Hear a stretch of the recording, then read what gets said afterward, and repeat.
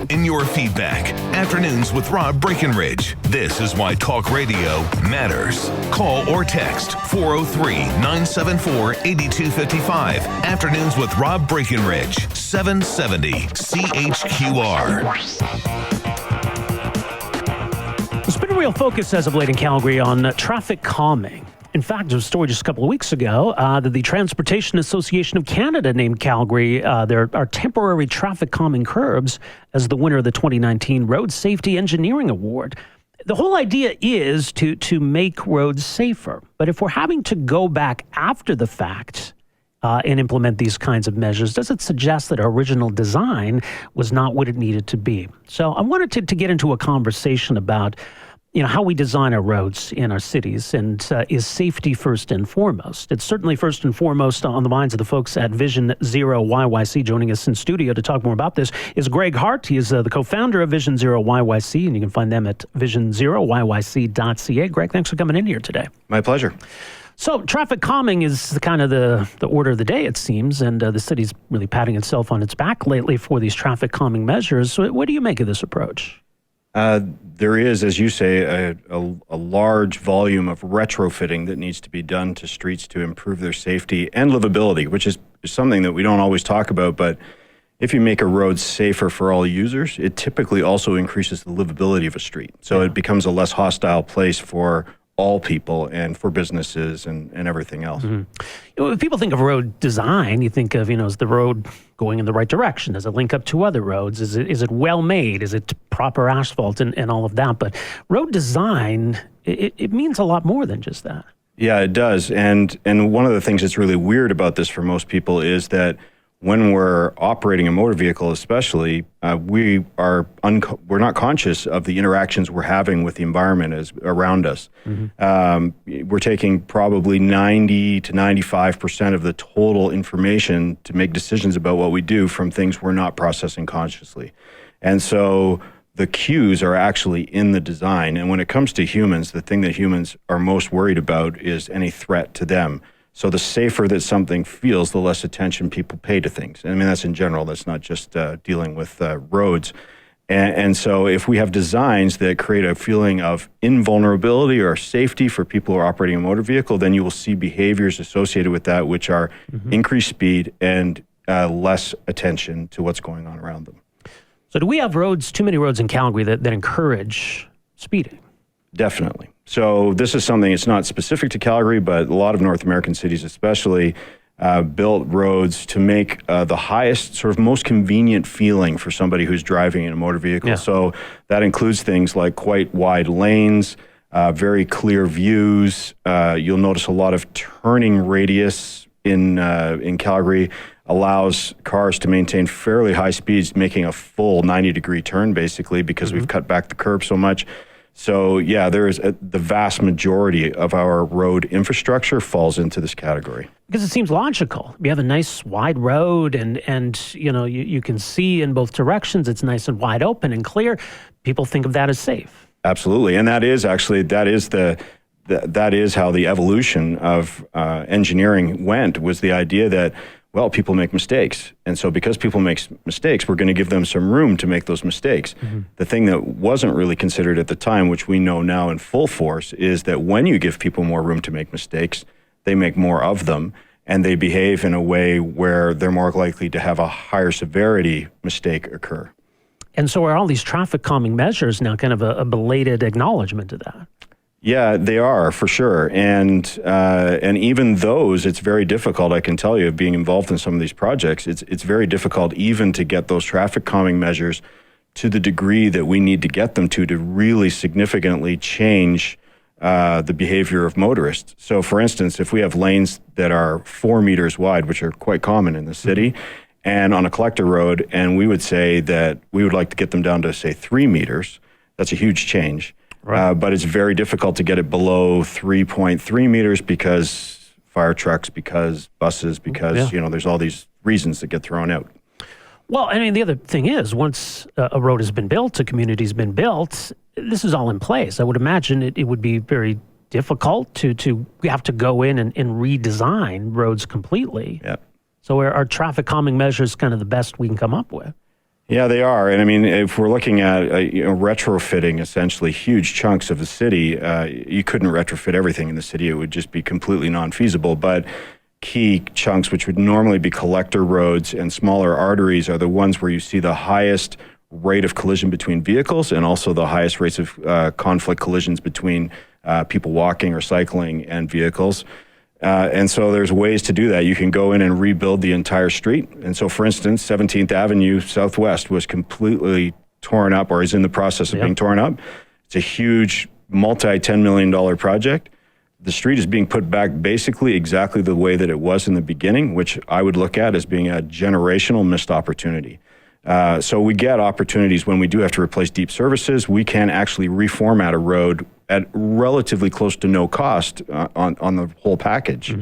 But to go back and just tear up the surface of a road and redistribute the geometry of it is quite expensive, unless you're using the TC curbs that you mentioned in the intro. It's interesting. Someone phoned the show a few weeks ago and said, Calgary seems to have a lot of pedestrian bridges that we try to keep pedestrians separate from vehicles in a lot of cases, but obviously in a lot of neighborhoods we don't. And there's particular concern in a lot of school zones. Yep. So, people are going to say, hey, cars get the roads. If we're designing roads, we got to think of cars because the roads are for the cars. Maybe in some cases that is reasonable to think about. But if we're talking about neighborhoods, if we're talking about areas around school, how do we need to think of it? Yeah, we need to think about it in a different way. We need to think about the fact that many people use these rights of way to get to the places they're going, or even who recreate around them. And it's really important to think about the fact that when we have for instance, neighborhoods in Calgary around the core, which we would call cut-through neighborhoods, lots of commuter traffic goes through these neighborhoods. That commuter traffic, if it's not running on the conditions that are necessary for a livable community there, becomes something that take away livability from those communities. And so what we often advocate is to say, in those sorts of circumstances, you're not going to stop people from using vehicles going through those areas, but we're going to make sure that the conditions are such that it benefits the people who live there first, and not the people who are spending only a few minutes a day going through that area. Because there's no getting away from the fact that even if we've created right-of-ways, those right-of-ways exist in a context, and that context is a neighborhood. It's not Deerfoot Trail. It's something where people are living and working very close to those streets. But, you hear the argument that, hey, if, people cross at marked crosswalks and we have speed enforcement, that this should all be fine. Yeah, that is the way that humans are wired. We think we have an enormous amount of attention, which we don't. We think that we have an enormous amount of willpower, which we generally don't. And we don't like to talk about that. And we have an unlimited amount of blame power. So when things don't go the way that we want them to, then we use enforcement or blame activities to try and see if we can hold somebody responsible for something. However, it's not the person generally who's most responsible. We're not looking for responsibility in the infrastructure, for instance, which leads to it. Even crosswalks, marked crosswalks with lights on them and everything else, that's probably your highest possibility for being hit by a car as somebody who's walking. Most of them occur in those marked crosswalks. And it's because of the attention issue. Somebody driving in a car is not necessarily noticing the crosswalk. And if you watch the human behavior of a person walking, they often will press a button, thinks that it magically does something, and they step out into the street. So we actually create scenarios which increase conflict. It's obviously dangerous to think that. Yes. People shouldn't think that, but you're right. They do. Yeah. Are we seeing this change at all, Greg, in either some of the newer neighborhoods in Calgary, or are we seeing it in other cities? Definitely seeing it in other cities, and it's becoming a more important thing in the sort of global competition. It goes along with things like adding cycle infrastructure and everything else, which, by the way, has been shown in a lot of research to improve the safety of roads for all users as well. And so what we're seeing is in this global competition that cities are trying to position themselves in a different way.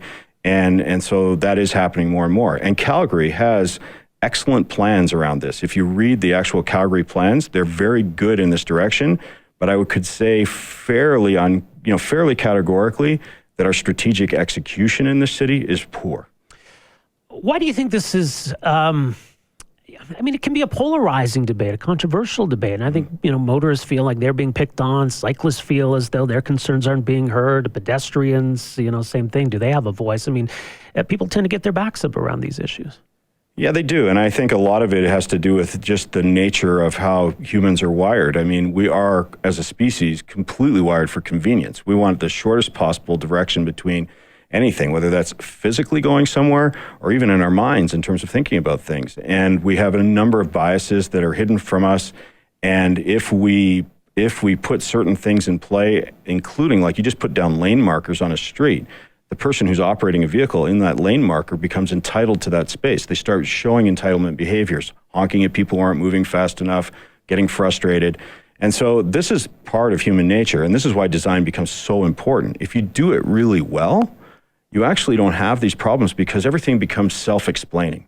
And so there's no credibility issue. Like, you're doing fine. And that's why if somebody gives you a speeding ticket in a 30 kilometer per hour zone, but the street is actually designed for an 80 kilometer speed, which is not uncommon in this city, people feel really cheesed about that. And there's a good reason to feel cheesed about that. It's not credible. And so that's where you start to see the competition and people's backs getting up. Well, and, we were talking about that earlier. I mean, even coming to work where, come down Memorial, and some stretches it's 80, some it's 70. Right.